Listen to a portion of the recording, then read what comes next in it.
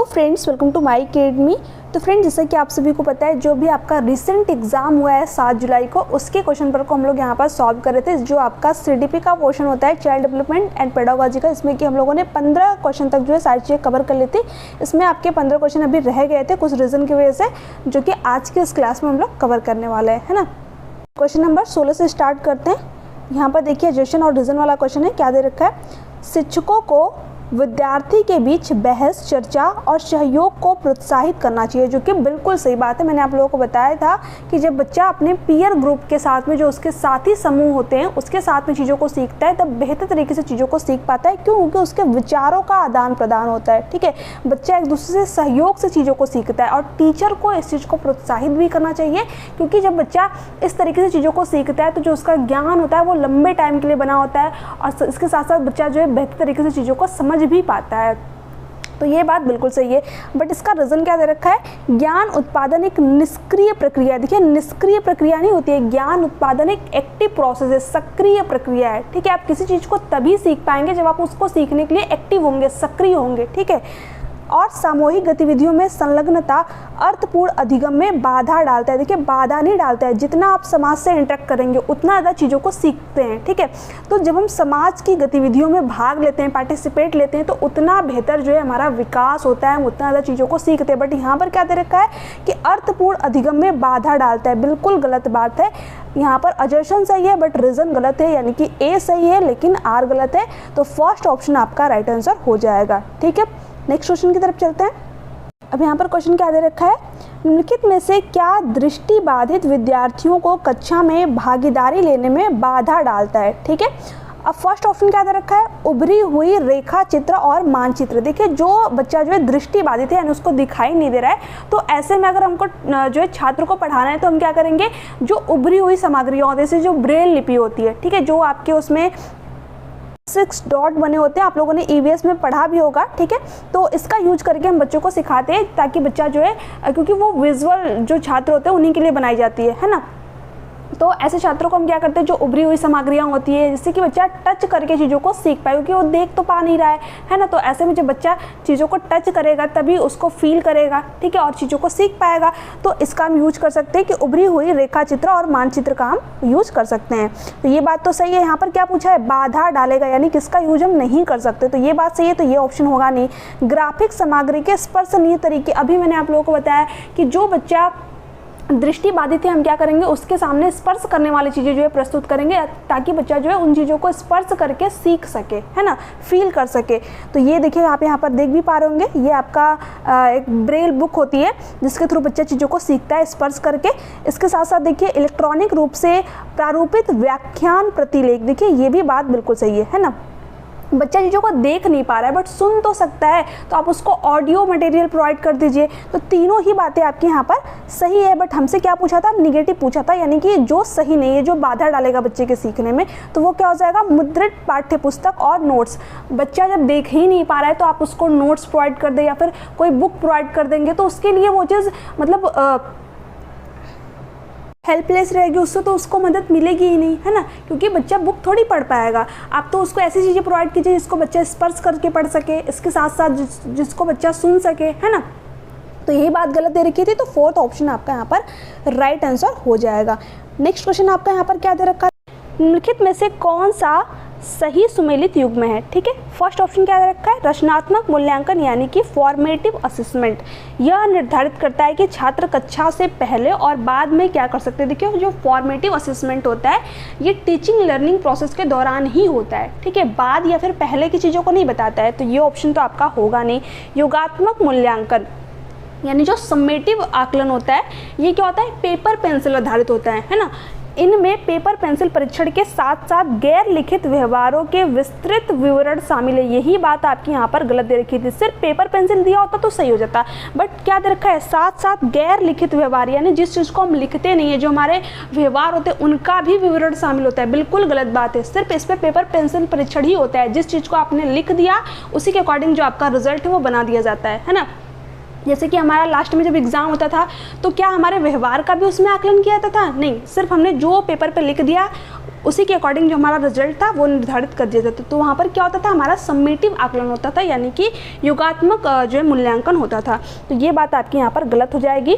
मानदंड संदर्भित मूल्यांकन यानी कि जो आपका CRT होता है ना, क्राइटेरिया रेफरेंस असेसमेंट जो होता है, यानी कि एक क्राइटेरिया को फिक्स कर देना। जैसे कि जो आपका सीटेट का एग्जाम है, इसमें क्या कर दिया है कि 90 नंबर अगर आप जनरल कैटेगरी से हो तो आपको लाना है, अगर आप OBC SC ST कैटेगरी से तो आपको यहाँ पर 82 नंबर लाना है। एक क्राइटेरिया जो है यहाँ पर फिक्स कर दी गई है। अगर आप 90 नंबर लाते हैं तो एग्ज़ाम को क्वालिफाई कर लिए, 120 लाते हैं, 130 लाते हैं, ठीक है, तो भी आप 90 के बराबर ही हैं, यानी आपने भी एग्ज़ाम को क्वालिफाई किया है, और जो 120 नंबर लाए उन्होंने भी एग्ज़ाम को क्वालिफाई कर लिया है, ठीक है। इसमें ऐसा नहीं है कि आपकी कोई जॉब लगेगी, सिर्फ एक क्राइटेरिया फिक्स कर दिया गया है कि आपको 90 नंबर लाना है। अगर 90 नंबर ला रहे हैं तो आपका एग्ज़ाम क्वालिफाई है, ठीक है। बट यहाँ पर क्या दे रखा था, विशिष्ट विषयों की महारत शामिल। देखिए ऐसा तो है नहीं कि आपको किसी विशिष्ट विषय में महारत हासिल करनी है, यहाँ पर तो सिर्फ एग्जाम को क्वालिफाई करना है। एक क्राइटेरिया है जिसको कि आपको जो है पार करना है। 90 से 90 नंबर आप क्या आ गया तो आप एग्जाम क्वालिफाई कर लिया। अगर 90 से कम आया, 89 आया तो आप एग्जाम को क्वालिफाई नहीं कर पाए। बट इसमें विषयों में तो महारत हासिल नहीं कर रहे हैं आप, तो ये तो आपका होगा नहीं। मानक संदर्भित मूल्यांकन यानी कि नॉर्म रेफरेंस असेसमेंट जो होता है, ये क्या होता है, इसमें देखिए कंपटीशन की बात आती है ना, साथियों के प्रदर्शन की तुलना करना है। जैसे कि अब BPSC का एग्जाम हो गया, इसमें क्या होगा, आप जिसका ज़्यादा नंबर आएगा वो अपना जो है जॉब लेकर के जाएगा, ठीक है। इसमें एक जो है नॉन रेफरेंस जो टेस्ट होता है, इसमें जो आपके साथी होते हैं उनसे क्या किया जाता है, तुलना किया जाता है कि जिसके 120 नंबर आए, ठीक है, उनका जो है सिलेक्शन हो जाएगा, जिसके 60 70 80 नंबर है उनका सिलेक्शन नहीं होगा। यानी इसमें आपको क्या करना रहता है, हाई स्कोर लाने पड़ते हैं। जिसका जितना ज़्यादा नंबर उसका सिलेक्शन हो जाएगा, जिसका कम नंबर है उसका सिलेक्शन नहीं होगा, ठीक है। तो इस तरीके से जो है ये चीज़ें होती हैं। तो यहाँ पर फोर्थ ऑप्शन बिल्कुल सही दे रखा था कि साथियों के प्रदर्शन की तुलना करता है, यानी कि जो भी आपके जितने भी लोग फॉर्म फिलअप किए हैं उनसे आपका जो है कंपेयर किया जाता है कि किसके नंबर जो है ज़्यादा हैं, किसके नंबर कम है, उसके अकॉर्डिंग जो आपकी कट ऑफ है वो फिर तैयार की जाती है, ठीक है, और उसके अकॉर्डिंग जॉब भी मिलती है। तो यहाँ पर फोर्थ ऑप्शन बिल्कुल सही दे रखा था, तो फोर्थ ऑप्शन करेक्ट है। नेक्स्ट क्वेश्चन क्या है, सुनीता एक 12 वर्षीय लड़की विशेष संगीतीय क्षमता रखती है। उसके माता पिता दोनों ही निपुण गायक हैं और वे सुनीता को अपनी आवाज़ को और बेहतर करने के लिए प्रशिक्षण कक्षा में भेज रहे हैं। सुनीता की यह क्षमता संभावित रूप से किन कारकों के अंतःक्रिया का परिणाम है। अब देखिए जो सुनीता है, इसको पहली चीज़ तो हेरिडिटी अच्छी मिल गई, क्योंकि उसके माता पिता दोनों ही क्या एक निपुण गायक है। तो जो सुनीता है उसके अंदर भी जो गायक वाला गुण है वो आ गया, ठीक है, यानी कि उसको उसकी हेरिडिटी बेहतर मिल गई। इसके साथ साथ सुनीता के जो माता पिता थे उन्होंने उसको प्रशिक्षण के लिए भी भेज दिया। जो संगीत का आपका प्रशिक्षण होता है उसके लिए भी उनको सुनीता के माता पिता ने भेज दिया, यानी उसको इन्वायरमेंट भी अच्छा प्रोवाइड कर दिया।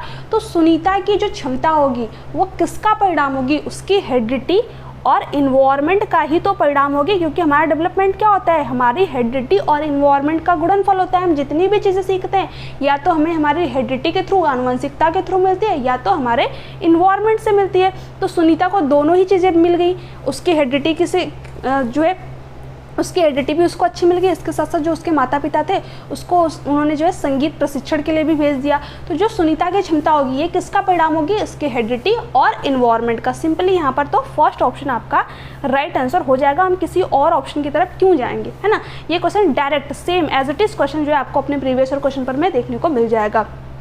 लैंगिक पहचान और आनुवांशिक रचना, देखिए सिर्फ यहाँ पर लैंगिक पहचान या फिर आनुवांशिक रचना की बात नहीं हुई, यहाँ पर इन्वायरमेंट की भी बात की गई है, क्योंकि वो प्रशिक्षण के लिए भेज रहे हैं, है ना।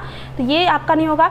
वृद्धि और परिपक्वता, वृद्धि और यहाँ पर परिपक्वता यानी कि ग्रोथ और मैच्योरिटी की तो यहाँ पर बात ही नहीं हुई है, ठीक है। क्या बच्चे की हाइट बढ़ रही है, वेट बढ़ रहा है, नहीं, यहाँ पर तो सीधे बताया जा रहा है कि जो उसके माता पिता थे एक निपुण गायक थे, ठीक है।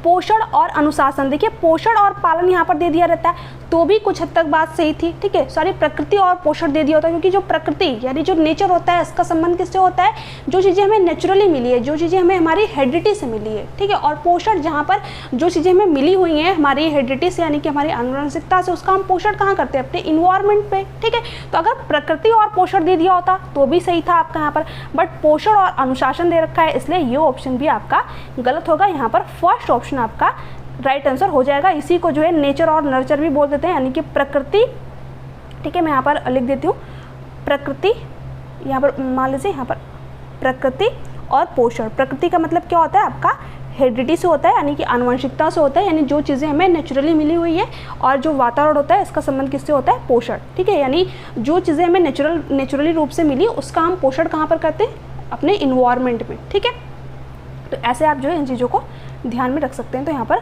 फर्स्ट ऑप्शन राइट आंसर हो जाएगा। सिंपल सा क्वेश्चन था। नेक्स्ट क्वेश्चन की तरफ चलते हैं। लॉरेंस कोहलबर्ग से आपके एग्जाम में क्वेश्चन आया था। यहाँ पर क्वेश्चन क्या दे रखा है, लॉरेंस कोहलबर्ग ने बच्चों के नैतिक विकास का अध्ययन करने के लिए किस विधि का प्रयोग किया, है ना। अब जो लॉरेंस कोहलबर्ग है, इन्होंने मोरल डेवलपमेंट की थ्योरी दी है, नैतिक विकास का सिद्धांत दिया है। यहाँ पर फर्स्ट ऑप्शन क्या दे रखा है, खेल के दौरान बच्चों का अवलोकन करना। इन्होंने तो नैतिक विकास का सिद्धांत दिया हुआ है, ठीक है, मोरल डेवलपमेंट की थ्योरी दी है। तो हम इस ऑप्शन की तरफ क्यों जाएंगे जब हमने ये चीज़ें पढ़ी ही नहीं है। तो ये ऑप्शन तो आपका होगा ही नहीं। प्रायोगिक विधि की इन्होंने बात ही नहीं की है, तो इस ऑप्शन की तरफ नहीं जाएंगे। मात्रात्मक शोध कार्य विधि, क्या इन्होंने इसकी बात की है, बिल्कुल नहीं। ठीक है, सिंपली आप जो है अपने फोर्थ ऑप्शन तक पहुंच जाते हैं। अगर आपको कुछ भी नहीं पता था, सिर्फ इतना पता था कि जो लॉरेंस कोहलबर्ग है, इन्होंने तो नैतिक विकास का सिद्धांत दिया है ना। अब यहाँ पर दे क्या रखा है कि बच्चों के सामने नैतिक दुविधाएं, यानी कि मोरल डिलेमा रखना और अनुक्रियाओं की समालोचना करना। मोरल डिलेमा क्या होती है, नैतिक दुविधा क्या होती है, आप बच्चे के सामने ऐसी सिचुएशन रखिए जिसमें कि बच्चा फंस जाए कि क्या सही है, क्या गलत है, क्या राइट है, क्या रॉन्ग है। ठीक है, जैसे कि हमारे सामने भी बहुत बार ऐसी सिचुएशन आ जाती है। फॉर एग्जाम्पल, आप कहीं एग्जाम देने जा रहे हैं, वहीं पर किसी का एक्सीडेंट हो गया। अब आपके सामने क्या हो गई, नैतिक दुविधा उत्पन्न हो गई, मोरल डिलेमा उत्पन्न हो गई कि हम एग्ज़ाम देने जाएं या फिर उस व्यक्ति को बचाएं, क्योंकि मान लीजिए व्यक्ति आपके जान पहचान का है। ठीक है, तब तो और ज़्यादा डिलेमा बढ़ जाएगी आपकी कि हम एग्ज़ाम देने जाएं। मान लीजिए आपका एग्ज़ाम उस दिन देना आपको बहुत ज़्यादा इंपॉर्टेंट है, आपका जो है फाइनल एग्ज़ाम है, तो आपके सामने सिचुएशन आ जाएगी कि नहीं कि हम एग्ज़ाम अपना दें या फिर उस व्यक्ति की जान बचाएं। जान बचाना ज़्यादा इंपॉर्टेंट है या फिर एग्ज़ाम देना। तो उस टाइम जो है जो लॉरेंस कोहलबर्ग थे, कुछ इसी प्रकार की सिचुएशन जो है बच्चों के सामने रखी थी। जैसा कि मैंने आप लोगों को नोट्स में भी शेयर कर रखा है, हिंज डिलेमा। ठीक है, उन्होंने हिंज की एक स्टोरी बताई थी जो कि मैंने आप लोगों को नोट्स में शेयर कर रखा है। बाकी जब मैं लॉरेंस कोहलबर्ग की थ्योरी क्लासेस लूँगी तो उसमें मैं आप लोगों को बताऊँगी। ठीक है, तो जो बच्चों ने अपने विचार रखे हैं कि नहीं हम तो एग्ज़ाम देने जाएंगे, कुछ बच्चे कहेंगे कि नहीं हम तो जो है जान बचाएंगे क्योंकि जान बचाना ज़्यादा इंपॉर्टेंट है। तो उसी के आधार पर जो है लॉरेंस कोहलबर्ग ने अपनी थ्योरी बता दी, है ना। बच्चों के सामने जो मोरल डिलेमा रखी, जो नैतिक दुविधा रखी, उस पर जो बच्चों के विचार आए, सभी बच्चों के अपने अलग अलग विचार होंगे। ठीक है, तो उसके आधार पर जो है लॉरेंस कोहलबर्ग ने अपनी थ्योरी बताई, जिसमें कि उन्होंने 3 लेवल और 6 स्टेजेस बताएं, यानी कि 3 स्तर और 6 अवस्थाएं उन्होंने बताई। इसके बारे में हम लोग डिटेल में पढ़ेंगे। तो फोर्थ ऑप्शन आपका यहाँ पर राइट आंसर हो जाएगा, इसी की बात जो इन्होंने की है। नेक्स्ट क्वेश्चन की तरफ चलते हैं। यहाँ पर क्या दे रखा है, स्कूलों को उस ढांचे के भीतर कार्य करना चाहिए जो तैयार उत्पाद और सीखने के परिणामों का आकलन करते हैं। यानी कि सिर्फ बच्चा कितना सीखा उसका आकलन करते हैं, सिर्फ रिजल्ट पर फोकस करते हैं, तो ये बात तो बिल्कुल गलत हो जाएगी। स्कूल तो बच्चों की सभी ज़रूरतों को पूरा करने के लिए होना चाहिए, क्योंकि सिस्टम बच्चा के लिए बना है, बच्चा सिस्टम के लिए नहीं बना है ना। सीखना पक्के तौर पर अनुक्रमिक और पदानुक्रमिक है। ठीक है, देखिए ये बात भी बिल्कुल गलत हो जाएगी। ऐसा नहीं कि हम जो है किसी भी उम्र में नहीं सीख सकते, हम किसी भी उम्र में सीख सकते हैं। कुछ बच्चे पहले चीज़ों को सीख जाते हैं और कुछ बच्चे बाद में चीज़ों को सीखते हैं। आपने देखा होगा कोई छोटा बच्चा बहुत ज़्यादा तेज होता है, आपसे ज़्यादा उसको जो है चीज़ों के बारे में नॉलेज होती है। क्यों? क्योंकि जो सीखना होता है वह पदानुक्रम नहीं होता है, क्रम में नहीं होता है। कोई चीज़ जो है वो बच्चे के ऊपर डिपेंड करती है कि उसको हेरिडिटी कैसी मिली, उसको इन्वायरमेंट कैसा मिला, है ना। तो ये पदानुक्रमिक और पक्के तौर पर नहीं होती, ये दोनों ही बातें आपकी यहाँ पर गलत हो जाएंगी, यानी ए और आर दोनों ही गलत है। तो सेकंड ऑप्शन आपका राइट आंसर हो जाएगा। नेक्स्ट क्वेश्चन क्या दे रखा है, निम्नलिखित में से कौन सा कथन स्वालीनता के संदर्भ में सही है। जो नोट्स मैंने प्रोवाइड किए हुए हैं, अगर आप देखेंगे तो वहाँ से आपको एक एक क्वेश्चन देखने को मिल जाएंगे। एक भी क्वेश्चन ऐसा नहीं होगा जो कि आपके उस नोट्स के बाहर आया हो। ठीक है, जो भी अभ्यर्थी उस नोट्स को लिए प्लीज़ अच्छी तरीके से रीड कीजिएगा, आपको एक भी क्वेश्चन उस नोट्स के बाहर देखने को नहीं मिलेंगे, ये मेरी गारंटी है। साथ ही साथ जो मैं क्लासेस करा रही हूँ आप लोगों को, इन क्लासेस को देख लीजिएगा। आप जो है CDP में ईजिली 25+ ही स्कोर करेंगे, इवन 28, 29 तक स्कोर कर सकते हैं आप। ठीक है, अगर आपने इन चीज़ों को फॉलो कर लिया तो प्लीज़ अच्छी तरीके से जितनी भी क्लासेस कराई जा रही हैं उनको देखिए। इसके साथ साथ जो मैंने आप लोगों को नोट्स शेयर किए हुए जो कि बहुत ही कम प्राइस में, उनको अच्छी तरीके से रीड कर लीजिए। CDP में आपके एक भी नंबर बाहर नहीं जाने वाले हैं, आप इजीली 29, 28 तक स्कोर कर जाएंगे। इवन 30 आउट ऑफ 30 भी बहुत सारे व्यक्ति जो लेकर के आते हैं। तो यहाँ पर देखिए स्वालीनता, ऑटिज्म में क्या होता है, जब बच्चा रिपीटेटिव बिहेवियर करता है, बार बार एक ही चीज़ को दोहराता है ना, तो वहाँ पर क्या होता है, आपको ऑटिज्म होता है। स्वालीनता केवल वातावरणीय कारकों के कारण होती है? नहीं, ये केवल वातावरणीय कारकों के नहीं, हो सकता है कि जो ऑटिज्म है ये वातावरण से इस पर प्रभावित नहीं होते हैं, बच्चा इन्वायरमेंट भी अच्छी तरीके से रह सकता है, मतलब घुल मिल सकता है। ठीक है, स्वालीनता का इलाज किया जा सकता है, उम्र के साथ इसमें सुधार आता है, ये बात भी बिल्कुल गलत है। ठीक है, इसका इलाज नहीं होता, ये आजीवन रहता है ना। हालांकि इसको कुछ हद तक जो है कम किया जा सकता है, बट इसको पूरी तरीके से ख़त्म नहीं कर सकते। ठीक है, स्वालीनता वाले सभी लोगों से कम एक विशेष कौशल होता है, ये कोई ज़रूरी नहीं है। ठीक है, विशेष कौशल हो भी सकता है, विशेष कौशल नहीं भी हो सकता है। ठीक है, यहाँ पर क्या दे रखा है कि स्वालीनता वाले सभी लोगों में, नहीं, सभी लोगों में एक विशेष कौशल हो, ये जरूरी नहीं है, हो भी सकता है, नहीं भी हो सकता है। स्वालीनता एक तंत्रीय विकासात्मक विकार है, एक न्यूरोलॉजिकल जो हमारा ब्रेन होता है उसमें कुछ इस तरीके से इन बच्चों के माइंड में चीज़ें होती हैं, मतलब ब्रेन में ही कुछ इस तरीके से सिस्टम होता है कि उनको जो चीज़ें होती हैं वो बार बार रिपीट करते रहते हैं। ठीक है, एक ही चीज़ को बार बार बोलेंगे, रिपीट करेंगे, और ये जो है कभी समाप्त नहीं होता। हालांकि कुछ चीज़ें होती हैं, इन बच्चों को अलग तरीके से ट्रेंड वगैरह किया जाता है, जैसे कि ये लोग जो है थोड़े मतलब ये चीज़ें इस तरीके की कम करते हैं, बाकी इनका ये हमेशा ही रहता है ना।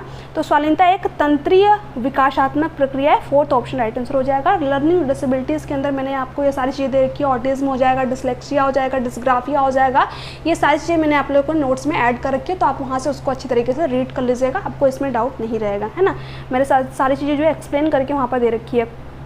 आगे देखिए, किस अधिगम की रणनीति में बच्चों द्वारा दूसरों को सीखना शामिल है जो उन्हें सीखा है? ठीक है, किस रणनीति में बच्चों द्वारा दूसरों को सिखाना शामिल है जो उन्होंने सीखा है? देखिए, बच्चा एक दूसरे को तब कब सिखाता है जब वो ग्रुप वर्क करता है, पारस्परिक शिक्षण करता है। मैंने यही तो चीज़ आप लोगों को बताई कि बच्चा क्या करता है, ग्रुप में जब चीज़ों को सीखता है तो वो एक दूसरे को सिखाता है, अपने विचारों का आदान प्रदान करता है, यानी कि रेसिप्रोकल टीचिंग करता है। तो यहाँ पर सेकंड ऑप्शन राइट आंसर हो जाएगा, पारस्परिक शिक्षण। इसकी बात कौन करते हैं? लेव वाइगोस्की करते हैं।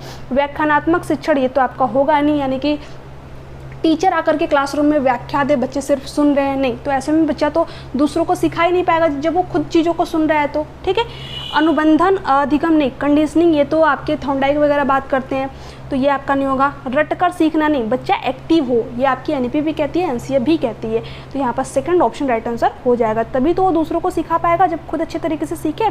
यहाँ पर नेक्स्ट क्या दे रखा है, संवेदनशीलता अवधि वह समय होती है जिसके दौरान कुछ डैश विशेष रूप से सामान्य विकास के लिए महत्वपूर्ण होती है। देखिए, पर्यावरणीय कारक आपका यहाँ पर नहीं होगा, क्यों नहीं हो, सॉरी, पर्यावरणीय कारक आपका यहाँ पर होगा, यहाँ पर आनुवांशिक कारक नहीं होगा। ठीक है, क्योंकि जो संवेदनशील अवधि होती है ये कब होती है, 2 से लेकर के 6 साल तक। जब बच्चा जो है अर्ली चाइल्डहुड में होता है तब चीज़ों को बहुत ही तीव्र गति से सीखता है, उसका भाषाई विकास अच्छे तरीके से होता है। ठीक है, सबसे फास्टेस्ट जो लैंग्वेज डेवलपमेंट होता है, सबसे तीव्र गति से जो बच्चे का भाषाई विकास होता है वो इसी एज में होता है। बच्चा इस समय जो उसका इन्वायरमेंट होता है वहाँ से चीज़ों को बहुत ही तीव्र तरीके से ग्रहण करता है, सीखता है ना। तो ये कैसे होता है, इन्वायरमेंट फैक्टर के कारण ही होता है, मतलब पर्यावरणीय कारकों के वजह से ही होता है। वंशानुगत कारक इसके अंदर नहीं आएगा, उत्पत्ति मूलक कारक भी नहीं आएगा, मानव जाति, इन सब की बात ही नहीं हो रही है। यहाँ पर संवेदनशील सेंसिटिव पीरियड की बात हो रही है, जो कि बच्चा अपने जब जिस तरीके का उसको इन्वायरमेंट दिया जाता है, ऐसे कहा जाता है ना कि बच्चे से अच्छी तरीके से बात कीजिए, क्योंकि बच्चा जो है उन्हीं चीज़ों को फिर सीख लेता है। अगर आप बच्चे के सामने गाली दे रहे हैं तो फिर वो गाली ही देगा। ठीक है, अगर आप बच्चे के सामने अच्छी तरीके से आप करके बोल रहे हैं तो बच्चा भी उसी तरीके से जो है आपके साथ में व्यवहार करेगा, उसी तरीके से जो है आपसे बातचीत करेगा। बच्चा जो चीज़ें आप उसको सिखाएंगे वो सीख लेगा, क्यों? क्योंकि जो वो पीरियड होता है 2 से 6 साल तक का, वो बहुत ही सेंसिटिव पीरियड होता है, उसमें बच्चा बहुत ही तीव्र गति से चीज़ों को सीखता है। तो यहाँ पर फर्स्ट ऑप्शन राइट आंसर हो जाएगा, क्योंकि बच्चा अपने इन्वायरमेंट से क्या कर रहा होता है, इस समय चीज़ों को ग्रहण कर रहा होता है। नेक्स्ट क्वेश्चन है, पठन वैफल्य से जूझ रहे छात्रों को पढ़ाना सिखाया जा सकता है। ये भी मैंने आप लोगों को नोट्स में ऐड कर रखा है। जो लर्निंग डिसेबिलिटीज होती है, देखिए यहाँ से आपके 2 क्वेश्चन एग्जाम में, एक आपका ऑटिज्म से आ गया और एक आपका आ गया पठन वैफल्य यानी कि डिसलेक्सिया से। ठीक है, डिसलेक्सिया क्या होता है, जिसमें जो बच्चा होता है उसको चीज़ें क्या होती है, रिवर्स दिखाई देती हैं। जो लेटर होते हैं ABCD, ठीक है, वो क्या होता है, उसको रिवर्स उल्टे दिखाई देते हैं, मिरर इमेज दिखाई देते हैं। जब जो मिरर होता है उसके सामने आप कोई वर्ड A ले जाएंगे तो उल्टा दिखाई देगा, B ले जाएंगे तो उल्टा दिखाई देगा, है ना। तो उसी तरीके से जो बच्चे को भी दिखाई देती हैं, रिवर्स लेटर दिखाई देते हैं। लंबे और जटिल गद्यांश देकर, मतलब इस बच्चे को अगर हमें पढ़ना सिखाना है तो हम कैसे सिखाएंगे, इसके बारे में हमें पूछा है। तो जब बच्चे को पढ़ने में ही दिक्कत हो रही है, वर्ड जो है रिवर्स दिखाई दे रहे हैं, तो ऐसे में उसको लंबे या फिर जो जटिल गद्यांश होते हैं ऐसे देंगे तो वो तो फिर पढ़ ही नहीं पाएगा और बोरियत फील करेगा, है ना। तो ये तो आपका होगा नहीं। अनुकूलन और अनुबंधन विधि के माध्यम से, नहीं, अनुकूलन और अनुबंधन विधि क्या कहती है आपकी, बच्चे के सामने मतलब किसी तरीके का पुरस्कार दे दीजिए, ठीक है, तो उससे बच्चा सीखे, नहीं, ये बात बिल्कुल गलत हो जाएगी। बच्चे जब पढ़ ही नहीं पा रहा है, उसके न्यूरोलॉजी ब्रेन में ही ऐसी चीज़ें फिट हैं, तो फिर आप उसको पुरस्कार दीजिए या फिर कुछ दीजिए, वो सीखेगा ही नहीं, तो ये भी बात नहीं हो जाएगी। व्यवस्थित ध्वन्यात्मक प्रशिक्षण के माध्यम से, बिल्कुल सही बात है, आप उसको ध्वनियों के प्रति जागरूकता जो है कराइए, ठीक है, आप उसको उच्चारण करवाइए उस तरीके से, क्योंकि इन बच्चों को जो है थोड़ी सी प्रॉब्लम होती है, ये सामान्य बच्चे से, ये बच्चे क्या होते हैं, अलग होते हैं, तो इनको चीज़ें भी अलग तरीके से प्रोवाइड करनी पड़ेगी, ठीक है, इनके साथ में एक्स्ट्रा मेहनत करनी पड़ेगी।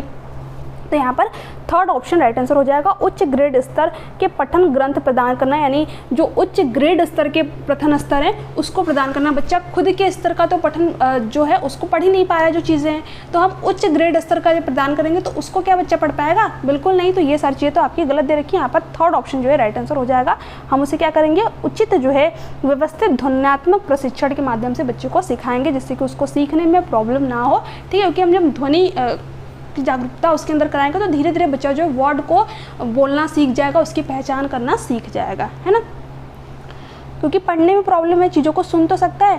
तो यहाँ पर थर्ड ऑप्शन राइट आंसर हो जाएगा। नेक्स्ट क्या है, निम्न में से कौन सा प्रश्न विश्लेषणात्मक चिंतन को बढ़ावा देता है, यानी कि एनालिटिकल थिंकिंग की यहाँ पर बात हो रही है। इस तरह के क्वेश्चन में आप इजीली अपने राइट आंसर तक पहुँच सकते हैं। सिर्फ एक चीज़ को आपको ध्यान में रखना है, देखिए क्या दिया है, भारत की कुल जनसंख्या कितनी है, इसमें आप डायरेक्ट बता देंगे, ठीक है, अगर आपको पता होगा तो बता पाएंगे, नहीं पता होगा तो नहीं बता पाएंगे, तो ये तो आपका होगा नहीं।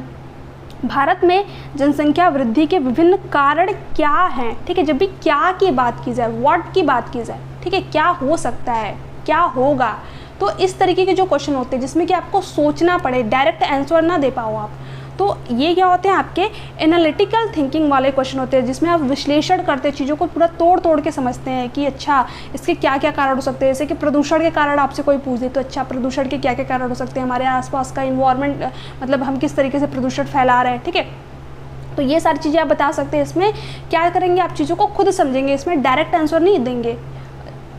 तो यहाँ पर आपका सेकंड ऑप्शन राइट आंसर हो जाएगा। भारत की राजधानी है, इसमें सिंपली आप बता देंगे भारत में कितने राज्य है, इसका भी डायरेक्ट आप आंसर देंगे। जितने भी ऐसे क्वेश्चन होंगे जिनका आप डायरेक्ट आंसर बता पाओ वो आपके एनालिटिकल थिंकिंग के अंतर्गत नहीं आएंगे, जिसमें आपको सोचना पड़े वही क्या होगा, वही वाला ऑप्शन आपका एनालिटिकल थिंकिंग के अंतर्गत आ पाएगा। जैसे कि भारत में जनसंख्या वृद्धि के विभिन्न कारण क्या हो, तो इसके बारे में आप सोचेंगे, अनेकों कारण आपको मिलेंगे, ठीक है, आप कई दिशाओं में कई जो है आंसर यहाँ पर बता पाएंगे जनसंख्या वृद्धि के कारण के। तो यहाँ पर आपका सेकेंड ऑप्शन राइट आंसर हो जाएगा। यही होती है आपकी क्या, एनालिटिकल थिंकिंग, विश्लेषणात्मक चिंतन। नेक्स्ट क्वेश्चन है आपका यहाँ पर, अब देखिए यहाँ पर अभिकथन दे रखा है, जशन शिक्षकों को बच्चों को प्रयोग के लिए बहुत सारे अवसर देने चाहिए और उदाहरण और गैर उदाहरणों पर चर्चा करनी चाहिए। बिल्कुल सही बात है, एज अ टीचर के रूप में जो है बच्चों को अनेक अवसर देने चाहिए सीखने, क्योंकि हर बच्चा जो है चीज़ों को अलग तरीके से सीखता है। यहाँ पर रीज़न क्या दे रखा है, बच्चों में गलत अवधारणाओं से निपटने का एक रचनात्मक तरीका विपरीत उदाहरण प्रदान करना है। बिल्कुल सही बात है, ठीक है, बच्चे के माइंड में जो मिसकंसेप्शन हो जाती है, जैसे कि टीचर ने बच्चे को बताया कि पानी क्या होता है, कलरलेस होता है, बट बच्चे ने अपने आसपास क्या देखा हुआ है, जो नदी है, जो तालाब है, उसमें पानी का कलर तो ग्रीन है, तो वो टीचर से बोलेगा कि नहीं पानी तो ग्रीन कलर का होता है। तो अब बच्चे के माइंड में क्या वो मिसकंसेप्शन आ गई है, गलत अवधारणा आ गई है। तो क्या टीचर को डायरेक्ट बता देना चाहिए कि नहीं पानी तो कलरलेस होता है, नहीं, उसको क्या करना चाहिए, एग्जाम्पल के थ्रू बताना चाहिए, उसको चैलेंज करना चाहिए, ठीक है। आप बच्चे को पानी दे दीजिए, अलग अलग कलर दे दीजिए, उसको मिक्स करने को बोलिए, ठीक है। जब बच्चा मिक्स करेगा तो उसको समझ में आ जाएगा कि पानी जो है उसमें हम जो कलर मिक्स कर रहे हैं वो उसी कलर का हो जा रहा है, ठीक है, यानी पानी क्या है, कलरलेस है, उसमें जो भी कलर मिक्स कर रहे हैं वो उस कलर का हो जा रहा है ना। तो यहाँ पर अजर्शन भी सही है आपका और रीज़न भी सही है, ठीक है। तो ए और आर दोनों सही है और आर जो है ए की सही व्याख्या करता है, तो थर्ड ऑप्शन आपका राइट आंसर यहाँ पर हो जाएगा। नेक्स्ट क्वेश्चन क्या है आपका यहाँ पर, एशियाई संस्कृति में सामाजिक सद्भावना पर जोर देते हैं, क्रोध की अभिव्यक्ति को हतोत्साहित किया जाता है और शर्म को प्रोत्साहित किया जाता है। बिल्कुल सही बात है। भावनाएं व्यक्तिपरक है और सीखने में कोई भूमिका नहीं निभाती है। देखिए ये बात आपकी यहाँ पर गलत हो जाएगी। जो भावनाएं होती है ये भी हमारे सीखने में एक महत्वपूर्ण भूमिका निभाती है। ठीक है, तो यहाँ पर ए सही है लेकिन आर क्या है, गलत है। तो फर्स्ट ऑप्शन राइट आंसर हो जाएगा। इसके अलावा नेक्स्ट क्वेश्चन क्या है, विद्यार्थियों में समालोचनात्मक चिंतन को विकसित करने के लिए एक शिक्षक को। अब देखिए फर्स्ट क्या दे रखा है, ऐसे सवाल देने चाहिए जिनमें निष्कर्ष और व्याख्याएं शामिल हो। ठीक है, हो सकता है ऐसे सवालों से बचना चाहिए जिनमें विवेचन और विश्लेषण की आवश्यकता हो। देखिए बचना नहीं चाहिए, ऐसे ही सवाल बच्चों को देने चाहिए जिसमें विवेचन और विश्लेषण शामिल हो। बट यहाँ पर दे रखा है बचना चाहिए, तो ये तो ऑप्शन आपका 100% नहीं होगा। केवल ऐसे ही प्रश्न पूछने चाहिए जिनका एक ही उत्तर हो। देखिए समालोचनात्मक चिंतन बच्चा कब करेगा, जब वो अनेक डायरेक्शन में सोच पाए चीज़ों को। ठीक है, एक ही क्वेश्चन के कई सारे आंसर बता पाए, सिर्फ एक ही आंसर नहीं बताया। जैसे कि भारत की जो है जनसंख्या कितनी है, इसमें एक ही आंसर बच्चा बताएगा। ठीक है, ये क्लोज एंडेड प्रश्न होते हैं। नहीं, हमें ऐसे क्वेश्चन पूछने हैं जैसे पानी की बचत कैसे कर सकते हैं, तो इसमें बच्चा अनेक प्रकार के उत्तर बताएगा, कई डायरेक्शन में सोचेगा। तो ये भी आपका यहाँ पर नहीं होगा कि एक ही प्रश्न पूछने की बात की जा रही है, यानी इसमें एक ही उत्तर हो, ऐसे प्रश्न पूछने की बात की जा रही है। ठीक है, विद्यार्थियों को उनके संदेह और सवाल पूछने के लिए हतोत्साहित करना चाहिए। जब बच्चा किसी प्रश्न को पूछेगा ही नहीं तो जो उसकी जिज्ञासा है वो कैसे शांत होगी, है ना। तो ये भी बात आपके यहाँ पर गलत है। तो यहाँ पर फर्स्ट ऑप्शन आपका राइट आंसर हो जाएगा। ऐसे सवाल देने चाहिए जिनमें निष्कर्ष हो और व्याख्याएं शामिल हो। ठीक है, बच्चा तर्क वितर्क करे, तो फर्स्ट ऑप्शन करेक्ट है। समावेशी कक्षाएं अलग अलग विभिन्नताओं के अनुसार विभेदित निर्देशन दिए जाते हैं।